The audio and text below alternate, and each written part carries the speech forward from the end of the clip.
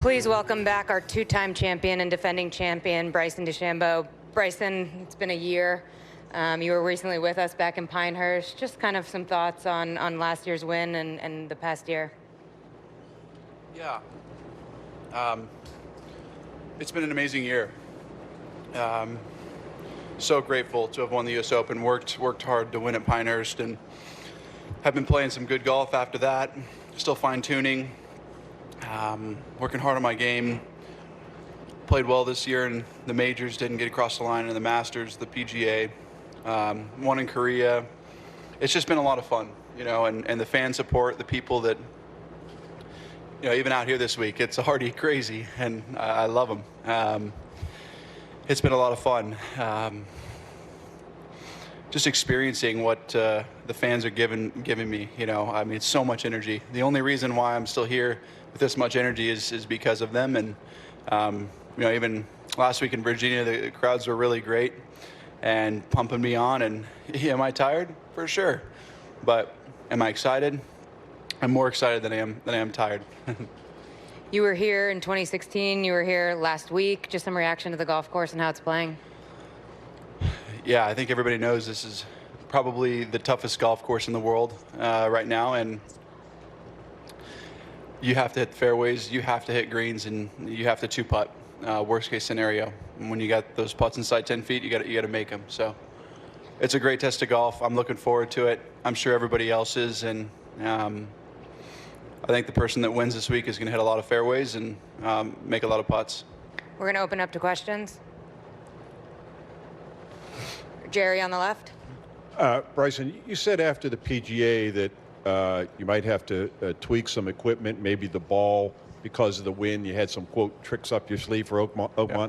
Have you adjusted anything? Have you made any tweaks? Yeah, I've got some new irons in the bag, which have been great.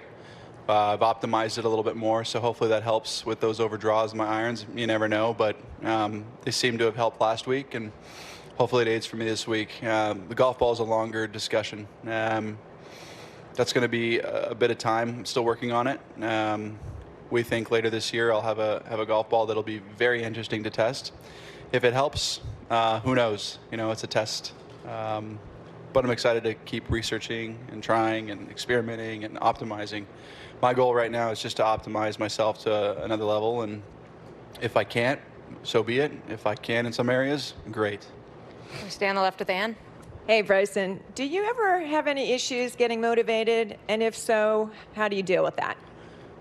I would say the only time I have low moments for me, like issues getting motivated, I guess you could say, is when I feel like there's no place to go with equipment or my golf game or swing thoughts or theories.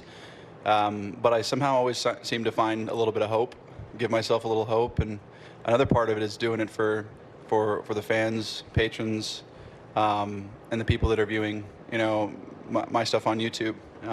That's really what gets me up in the morning and gives me a lot of passion for this game. On the right, we're going to go Brentley and Nick. Bryson, how much have you looked into playing down different fairways like they did at the USAM a few years back? They went down, 1 down 9, 14 down 12, 3 down 4. Is that something that you've thought about doing? Not specifically, but it's a great idea. Thank you. So I'm going to go check that out now. And then I guess secondly, you mentioned the new irons. What's the biggest difference in the set that you're using now compared to what you've used in the past? Yeah, so we iterated on the design of the face. The heel's a little bit flatter on the curvature. My face obviously has some curvature on the irons, and so we're just optimizing for the gear effect on the heel and on the toe based on the mass properties that are there. So like the heels doesn't gear effect as much on an iron at my speeds, and so hitting it on the heel, it got to be a little flatter, and then the toe has a little bit more roundness on it to account for that out there. And then I moved the CG out towards the toe. I've got such heavy grips and heavy golf shaft that it moves the CG of the club all the way to the heel, and so we try to offset that with that tungsten weight on the toe. It's very simply what it is. Nick? Bryson, I was curious, with 17-year-old Mason Howell in the field, What would you tell a 17-year-old Bryson? Learn how to hit it farther. I didn't realize how much of a tremendous advantage. Look, I'll say hitting it far. There's also a difficulty to it. You have to be ready. You have to be unafraid. You can't be scared of missing it offline. You have to be fearless in a sense. So I would say a few things are patience, continue to learn, be open-minded, learn from players that know would have worked before you've come around, and also just be grateful.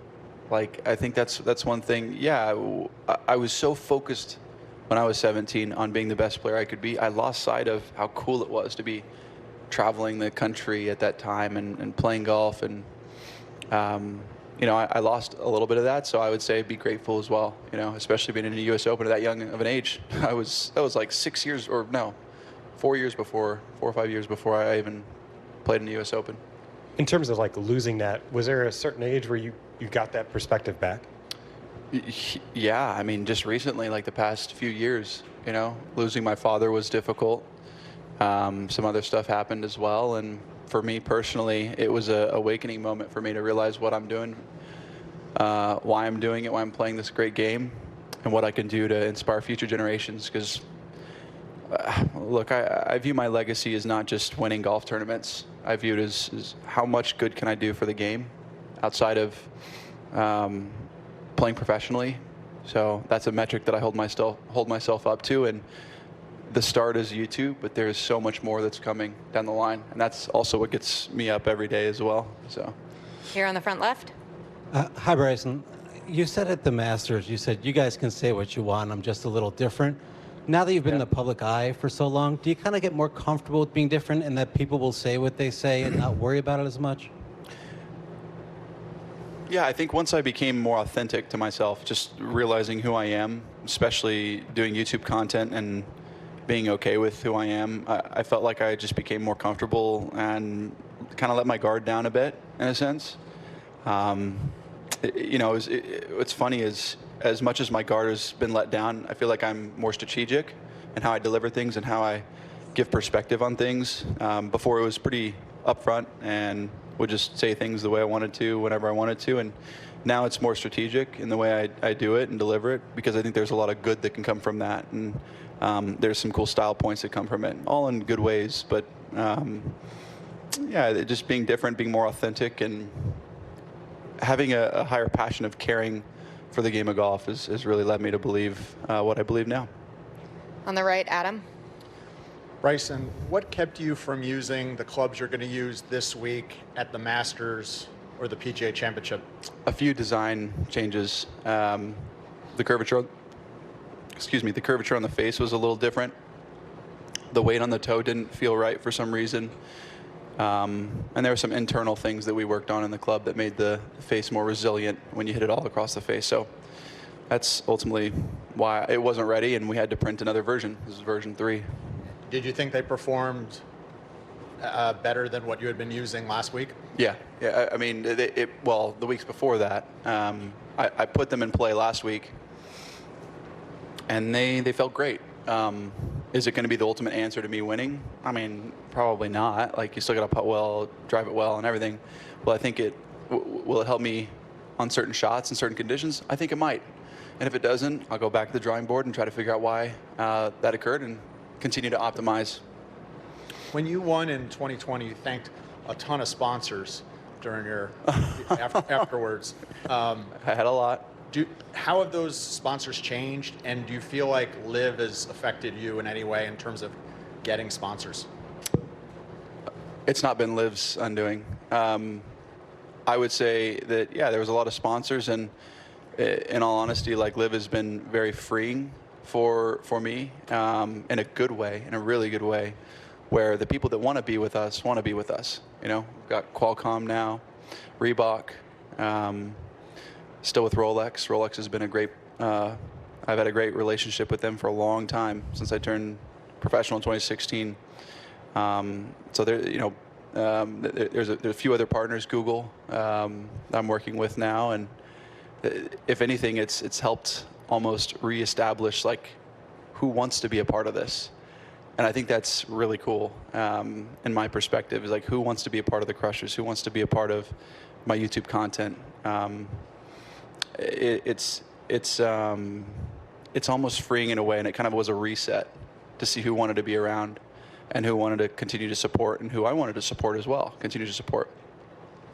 So I think it's actually been a great thing. And from a sponsorship perspective, we're starting to move now. We've got a lot of great revenue coming about, and probably in a year from now, I hope to unveil some incredible master plans of what we're going to do with the Crushers and whatnot. There's some exciting stuff down the line. Front left. Bryson, I'm wondering with your work ethic, your ambition, even your physics background, what would you be doing if you weren't a professional golfer? Well, I'd be on the side of the street, or I'd be in a research lab, something like that. Just kidding, everybody. But no, I would say I'd probably be doing something around biomechanics. I'm working with Sportsbox AI right now, so I'd probably be doing something around the biomechanics and how AI integrates into it, and just researching more of the body and how it works most repeatably, most consistently, and how to become healthier as well, something along those lines. And you just mentioned unveiling some stuff a year from now. When does your deal with Live expire, and have you thought it beyond what your professional life would be after your Live career? Yeah, I think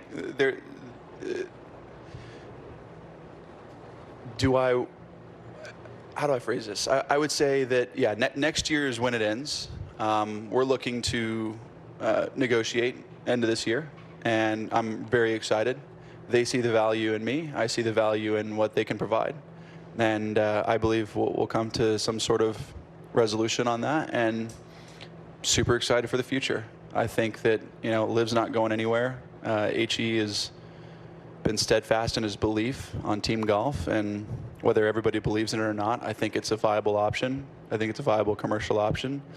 Our team has been EBITDA positive for the past 2 years, so we're starting to grow and move in the right direction, just like TGL. TGL has done a great job. They've got some teams that are making some money, and I believe there is a sustainable model out there. How it all works with a game of golf, who knows? But I know my worth. I know what Liv brings to the table, and I'm excited for the future of what golf is going to be. A few more. Rex on the right. Bryson, you said earlier, learn how to play fearlessly, especially with the driver. You also said this is the toughest test in golf. Can you be fearless on this golf course? And along those lines, what is the game plan this week? How many drivers do you think you'll hit? It depends. So how many drivers will I hit? It depends on how well I'm hitting it. I'm hitting it pretty nicely right now, a lot better than last week. So hopefully I don't have to hit that much. Can I be fearless on this golf course? Well, yeah, anybody really can. Are there times to be more reserved, depending on wind conditions, softness of greens, pin locations, you name it? Very strategic. It's not like every single hole is wing foot out here. You can't just bomb it on every single hole and blast over bunkers and have a wedge run up to the front of the green. You can on a lot of the holes, but not on every one of them. So I think this golf course, you have to be just a fraction more strategic, especially the rough is so long. I'm going to be as fearless as I can possibly be out there. I know that. Up the middle, David. Bryson, is there any added pressure being the most recent Live player to win a major and defending your title this week? I think for any golfer out here trying to win the U.S. Open, there's just as much pressure. You can put as much pressure on yourself as you want. I try to look at it as there's a lot of fans out there. I'm excited to showcase my skill sets and try to play the best golf I possibly can. And if that adds up to the lowest number out here, great. If not, I got to work harder. So that's the pressure I put on myself, is performing for the fans. Sean on the left. Have any of your peers, your playing peers, come to you for advice on how to start a YouTube account? Phil Mickelson has been one of the only ones to do that. John Rahm's talked to me a little bit about it. He's busy with his family, and I totally respect that, admiration for that. Phil has been extremely interested. He sees that as also a viable option for commercialization, the future, inspiration, education, entertainment. I mean, he did his short game series back in the day. He knows what teaching means to the public, right? So he's been one that's talked to me a lot about that, and it's been fun to help a little bit. And then now he has Grant Horvat, and it's been great getting to help him a little bit. It's so funny because he's taught me a bunch in short game, so we kind of exchange ideas in that role. He teaches me a couple things out of the bunker, wedges, and then I'll be like, all right, here's something that we do for our channel that makes it a little more interesting. So kind of fun stuff, and it's fun. I'll say it again, like playing with numerous content creators, whether it's Grant or Garrett or Bob Does Sports. Those guys are crazy, but you name it, they're awesome to play with. It gives great perspective, helps me, and I know I'm going on a bit of a tangent, but helps me become more comfortable in my own skin because I realize what I'm doing it for, and it's just fun to integrate with these guys that are creators, and you see their liveliness, and you're like, oh, I could use a little bit of that, and so it's like you're learning. It's a new space. I'm learning how to become a little bit more entertaining, and it's great to feed off of that. It's not just golf professional trying to win every tournament. It's like, whoa, okay, there's a different perspective on this, and there's so much influence. What are they doing that's influencing me it's allowing me to influence in a positive way, and I learn from them. So it's a lot of fun to actually learn from those guys. Could you tell us what advice you gave Phil for starting his YouTube account?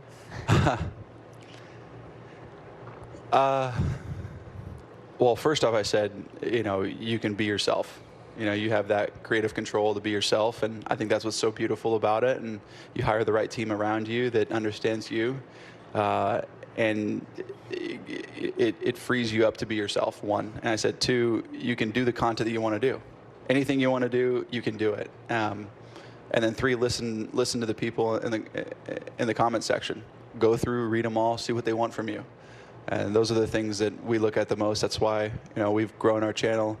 And I say our because it's a team. I got a team behind me. We've grown our channel to over 2 million followers now, and couldn't be more thankful. And it's literally by listening to the comment section, looking at the comments and seeing what they want. Last question. We're going to go front right here to Century First Tee Junior reporter Silas. Bryson, you have successfully reinvented the game of golf in so many different ways, both on and off the course. How do you want to be remembered? What a great question, first off. Great job. Second off, I hope that I can inspire kids like yourself that will become a gentleman one day. Kids like yourself to play golf, understand how great this amazing game is for developing relationships, and hopefully inspire you to play professionally and come out here and compete for a U.S. Open. Like that's my goal. That's what I hope a lot of us are here to do, but I know it's what I want to do. So hopefully I can do that for you and all your peers. Bryson, thanks for your time today. Thank you.